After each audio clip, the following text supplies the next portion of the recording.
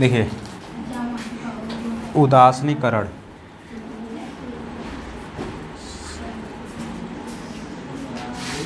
उदासीनीकरण, उदासीनीकरण क्या है? देखिए इधर उदासीनीकरण क्या है? जब कोई अम्ल रहेगा, क्या रहेगा? अम्ल। जब कोई अम्ल प्लस कोई क्षार, जब कोई अम्ल और जब कोई क्षार, जब ये अम्ल रहेगा और क्षार रहेगा तो आपस में दोनों क्या करेंगे? अभिक्रिया करेंगे। आपस में क्या करेंगे? अभिक्रिया करेंगे। तो अभिक्रिया करेंगे तो एक बन जाएगा लवण बन जाएगा और दूसरा क्या बन जाएगा? जल। है समझ में? कैसे बताएंगे कि जब कोई अम्ल किसी क्षार के साथ, फिर सुनिए, जब कोई अम्ल किसी क्षार के साथ अभिक्रिया करके लवण तथा जल बनाता है तो इसे क्या कहते हैं? उदासीनीकरण। फिर से, जब कोई अम्ल किसी क्षार के साथ अभिक्रिया करके लवण तथा जल बनाता है, यह क्रिया क्या कहलाती है? उदासीनीकरण। तो अब आइए हम लोग देखते हैं क्या कि अम्ल क्या होता है, क्षार क्या होता है, इनके साथ उदासीनीकरण करवाते हैं। तो अब बताइए, जैसे किसी अम्ल का नाम बताइए, किसी अम्ल का नाम। हाइड्रोक्लोरिक अम्ल HCl, हाइड्रोक्लोरिक अम्ल HCl। अब कोई क्षार का नाम KOH, क्या था? KOH। तोड़ना आता है? तोड़ना आता है ना? तोड़िए, क्या हो जाएगा? यश टूटता है किसमें? सबसे जो पहले बैठा रहेगा किस में बैठा रहेगा? प्लस में, और उसके बाद जो रहेगा माइनस में। तो Cl किस में हो जाएगा? और ये किस में हो जाएगा? प्लस में। और जब जुड़ जाएगा तो अपना ये प्लस माइनस वाला हटा देगा। यहाँ पे जब यहाँ से तोड़ेंगे तो क्या हो जाएगा? K प्लस में, और ये दोनों एक ही है ना, तो ये OH क्या हो जाएगा? माइनस में। है समझ में? अच्छी बताइए, ध्यान से बताइए, ये प्लस प्लस किस प्लस क्या, ये प्लस किसके पास जाएगा? किसके पास जाएगा? प्लस प्लस किसके पास जाएगा? अच्छा ये बताइए कि जब आप लोग करें Cl के पास, तो Cl से टूटा है तो क्या Cl के पास जाएगा? जब जब उसी के पास जाना था तो टूटा क्यों है? OH के पास। मतलब हमको ये पता है कि प्लस जाता है माइनस के पास और माइनस जाता है प्लस के पास। न प्लस किस, न प्लस प्लस के जाए, न प्लस प्लस के पास जाएगा, न माइनस माइनस के पास जाएगा। ठीक है, जब भी जाएगा तो प्लस माइनस के पास जाएगा और माइनस प्लस के पास जाएगा, यही है ना। तो अब देखिए इसके बाद, अब ये हमको पता है कि प्लस जाएगा माइनस के पास, तो माइनस यहाँ पर भी, माइनस यहाँ पर, इनके पास नहीं जाएगा। ऐसा क्यों? जब इनके पास जाना था तो टूटा ही क्यों है ये? इसका मतलब कि इनके साथ बनती नहीं, इनसे ये टूट गया इससे। ठीक है ना। बस चॉकलेट नहीं खिलाता हो तो क्या करेगा? यही ना। तो ये बताइए कि ये किसके पास जाएगा? OH के पास जाएगा। और ये प्लस किसके पास जाएगा? Cl के पास जाएगा। तो सबसे पहले लिखेंगे K और, क्योंकि प्लस वाले का नाम पहले लिखा जाता है, यहाँ प्लस पहले है ना, तो अब पहले K और Cl प्लस, पहले प्लस वाले का नाम H और इसका नाम लिखेंगे OH। तो इसको सही से लिखेंगे तो KCl और ये क्या हो जाएगा? H2O। तो ये हमारा क्या है? ये लवण है और ये क्या बन गया है? जल। तो आया समझ में अब? फिर सुनिए, जब कोई अम्ल किसी क्षार के साथ अभिक्रिया करके लवण तथा जल बनाता है, यह क्रिया उदासीनीकरण कहलाती है। ये तो हो जाएगा ना यहाँ से। फिर दूसरा देखिए, इसके बाद है अम्ल, और इसके बाद हम लोग देखेंगे अम्ल और क्षार में अंतर, या तो अम्ल और क्षार का गुण देखेंगे। अम्ल और क्षार का गुण, ठीक है ना, अम्ल और क्षार का गुण देखेंगे इसके बाद। चलिए सुनिए इधर, इसके बाद क्या है? अब अम्ल और क्षार के गुण पढ़ना है, ठीक है ना। तो सबसे पहले अम्ल क्षार के गुण पढ़ने से पहले एक होता है pH स्केल। क्या होती है? pH scale. मैं बताया था कि pH स्केल क्या होती है। देखिए pH स्केल पढ़ेंगे अब। pH स्केल क्या है? pH स्केल, pH स्केल है समझ में। एक है pH स्केल। pH स्केल की खोज किया था लॉरेंसन नामक वैज्ञानिक ने। किसने किया था? लॉरेंसन नामक वैज्ञानिक ने। लॉरेंसन, इनका नाम क्या था? लॉरेंसन नमक वैज्ञानिक नहीं, नमक वैज्ञानिक। लॉरेंसन नामक वैज्ञानिक ने किया था। अब pH स्केल क्या है? कि अम्ल और क्षार और लवण को ज्ञात करने की स्केल है समझ में। इसके पहले हम लोग क्या करते थे? लिटमस पेपर का प्रयोग करते थे, बताया था ना। लिटमस पेपर अगर नीला है तो लाल हो जाएगा, लाल है तो नीला हो जाएगा, है ना। तो अगर किसी के अगर अम्ल रहेगा, तेजाब रहेगा, तो उस आदमी के पास, अगर उसके पास डालेंगे तो क्या हो जाएगा? नीला से लाल हो जाएगा। यानी जो अम्ल क्या करता है, नीले लिटमस पेपर को लाल कर देता है, और क्षार क्या करता है, लाल को नीला। है समझ में ना?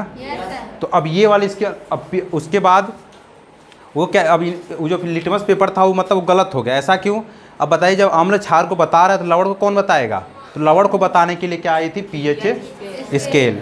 अब पीएच स्केल कुछ ऐसे बनी होती है, देखिए इधर, ये जैसे आप नॉर्मल स्केल देखे हैं ना, नॉर्मल स्केल जैसे हम लोग 1 से 15 तक 1 से 15 सेंटीमीटर तक रहता है, हाँ उसी स्केल को इंचल जो बोलते हैं। तो अब यहाँ से देखिए 0 से स्टार्ट होगा, 1 2 3 4, क्या है 1 2 3 4 5 6, कितना हो जाएगा 5 6 7 8 9 10 11, बस 15 तक नहीं, बस 14 तक। कहाँ तक रहता है? 14 तक, ठीक है ना? ये सब है। देखिए अगर आपका सुनिए ये सब क्या है, ये सब क्या लिखा है, पीएच मान है। क्या है सब? पीएच मान। हम आपको सिखाएंगे पीएच मान कैसे ज्ञात किया जाता है। तो ये सब पहले पीएच मान है। क्या है ये सब? मान। पीएच ये क्या है, ये पूरा क्या है, पीएच स्केल, और इसको जो अंकिक मान है ये पीएच मान है। क्या है ये सब पीएच मान है। हाँ समझ में? पीएच मान है। अगर सुनिए इधर से जब 7 से इधर आएंगे और 7 से इधर जाएंगे ऐसे, अगर जिसका पीएच मान केवल 7 आ गया, जिसका पीएच मान केवल 7 आ गया, तो केवल 7 रहेगा तो वो क्या हो जाएगा, आपका लवण हो जाएगा। बात समझ में आई? जिसका पीएच मान केवल 7 आएगा वो क्या हो जाएगा, लवण। आपसे बोर्ड के एग्जाम में क्वेश्चन पूछा जाएगा कि जल का पीएच मान कितना होता है, तो जल, अम्ल, क्षार, लवण क्या होता है? अम्ल क्या है? अम्ल है कि क्षार? जल अम्ल है कि क्षार, एक लवण है?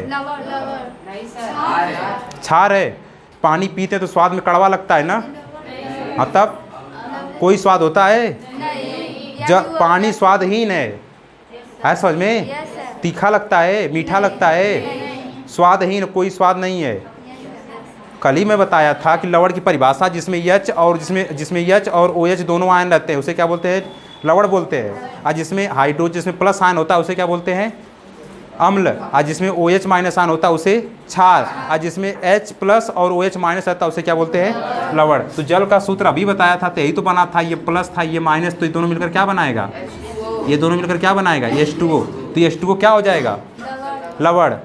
तो आपसे क्वेश्चन कैसे पूछेगा कि बताइए कि जल का पीएच मान कितना होता है, तो ऐसे क्वेश्चन रहेगा ऑप्शन में, 7 से कम, 7 से अधिक, केवल 7, इनमें से कोई नहीं। तो किस पे लगाएंगे, केवल 7 पे। समझ में? तो उसको बताएंगे। सुनिए इधर, अगर जिसका पीएच मान केवल कितना आएगा, 7, तो क्या हो जाएगा, लवण। और जैसे 7 से इधर आएंगे, इधर जैसे 7 से हम लोग इधर आएंगे, तो ये क्या होगा, जो अम्लीय गुण क्या होगा वो बढ़ेगा। क्या हो जाएगा, अम्लीय गुण क्या होगा, बढ़ेगा इधर आने पर। समझ में? अम्लीय गुण इधर आने पर बढ़ेगा, मैं भी बता रहा हूँ। और जैसे 7 से उधर जाएंगे तो इधर क्या होगा, क्षारीय गुण बढ़ेगा। क्या होगा, क्षारीय गुण बढ़ेगा। समझ में आया? नहीं समझ में? दूसरा तरीका देखिए, मैं कह रहा हूँ कि 2 बर्तन है, 3 बर्तन है, इसमें अम्ल है, इसमें अम्ल है, इसमें अम्ल है, इसमें क्या है, अम्ल है, इसमें एसिड है, और इसमें क्या है, एसिड है।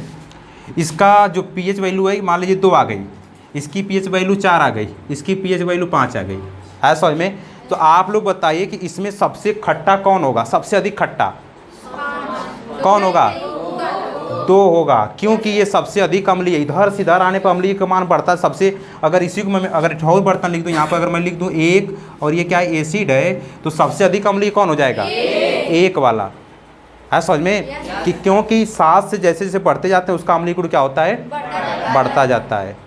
अगर कोई पूछेगा कि पीएच मान पे, पीएच स्केल पर अम्ल क्या होता है, तो आप लोग कहेंगे कि 7 से कम और 0 से अधिक के मान को क्या बोलते हैं, इसका मान जब आ जाएगा तो इसे बोलेंगे अम्ल है। समझ में? क्षार में देखिए, मैं क्षार में लिख दे रहा हूँ यहाँ से, देखिए ऐसे, ये क्या है, क्या बोलते हैं, बेस, ये बेस है, ठीक है ना, ये दोनों क्या है, क्षार है। अब देखिए, एक का 12 है, एक का 14 है, एक का 9 है।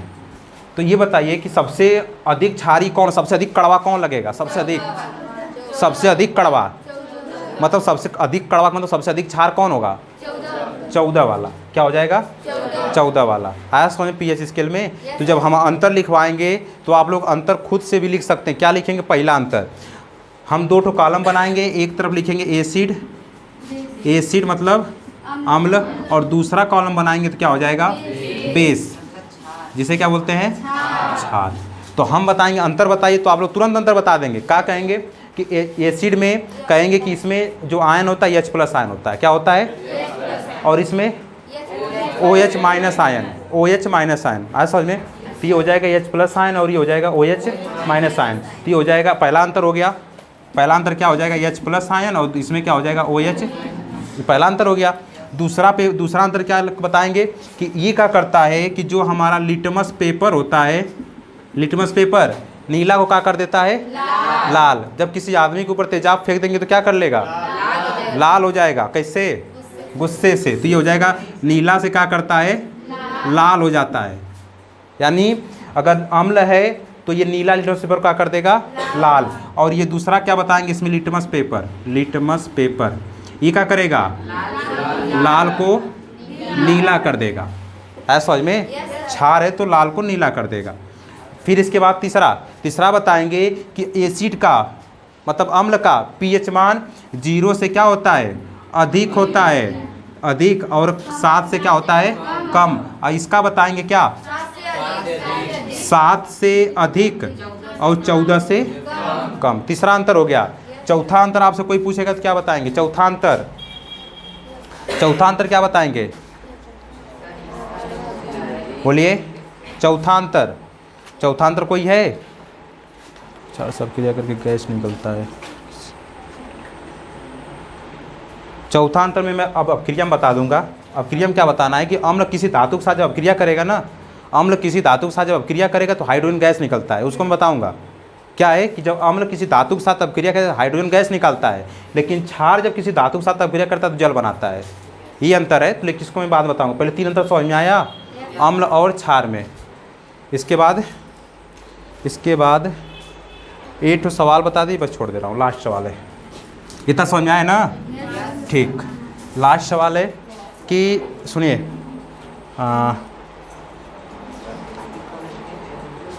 देखिए pH मान दिया है, सुनिए इधर pH मान लिखा है।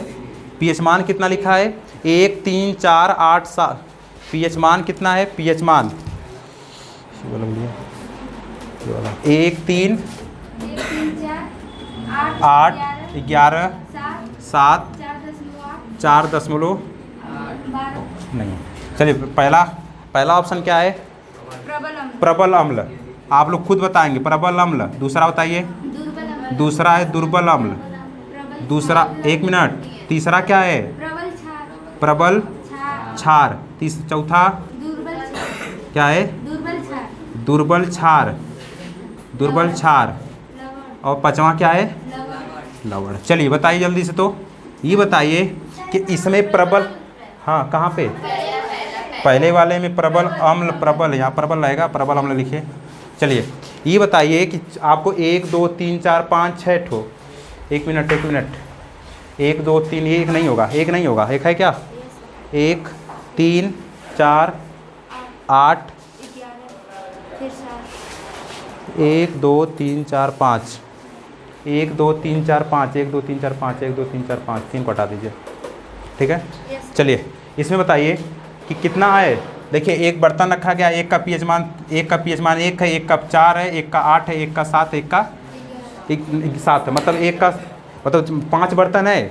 अब पाँचों बर्तन में विलयन रखा गया जिसका pH मान लिखा हुआ है। तो इसमें बताइए कि सबसे प्रबल अम्ल कौन होगा, कौन सा भी बर्तन वाला, कौन सा, जैसे A B C D E, तो कौन से बर्तन वाला सबसे अधिक प्रबल होगा, बर्तन A सबसे अधिक प्रबल होगा। बोलिए, क्योंकि इधर आने पड़ता है ना, ठीक। दुर्बल अम्ल कौन होगा, सबसे दुर्बल अम्ल 11 होगा। दुर्बल अम्ल क्या होगा, कौन बताएगा, 4 होगा। जैसे pH मान में बताया था ना इधर, तो यहाँ से 6 5 4 3 2 1 0, तो इधर आने पर अम्लीय गुण क्या होता था, घटता था ना, इधर आने बढ़ता था। तो अब बताइए सबसे प्रबल कौन हो जाएगा, सबसे प्रबल 1 हो जाएगा। और उसके बाद अम्ल कौन है, दुर्बल कौन है, दुर्बल अम्ल 4, तो 4 का नाम क्या हो जाएगा B। प्रबल क्षार कौन होगा, प्रबल क्षार प्रबल क्षार 11 यानी सी बर्तन, ठीक है ना। और क्या होगा, डी सबसे प्रबल, डी सही बात है। और दुर्बल क्षार कौन सा होगा, सी वाला। और केवल लवण कौन होगा, केवल 7 वाला। 7 किस पे है, ई पर। कुछ समझ में आया। ये एनसीईआरटी का क्वेश्चन है, आपको एनसीईआरटी की किताब का क्वेश्चन है, एनसीईआरटी किताब का क्वेश्चन है। एनसीईआरटी किताब है किसी के पास, एनसीईआरटी किताब का क्वेश्चन है ये वाला। एनसीईआरटी किताब में ये क्वेश्चन दिया है आपके, हाँ ये क्वेश्चन है। देखिए यहाँ से लिखा हुआ है कि यहाँ से लिखा है कि 5 बिलियन ABCDE जबकि सार्वत्रिक सूचक की जांच की जाती है तो पीएच मान 5, पीएच मान क्रम से 4, 1, 11, 7 एवं 9 प्राप्त होते हैं। तो कौन सा बिलियन उदासीन है, प्रबल क्षार, प्रबल अम्ल, दुर्बल अम्ल और दुर्बल क्षार, है ना। तो यही क्वेश्चन है आपका, ठीक है ना, इसको लगा लीजिएगा।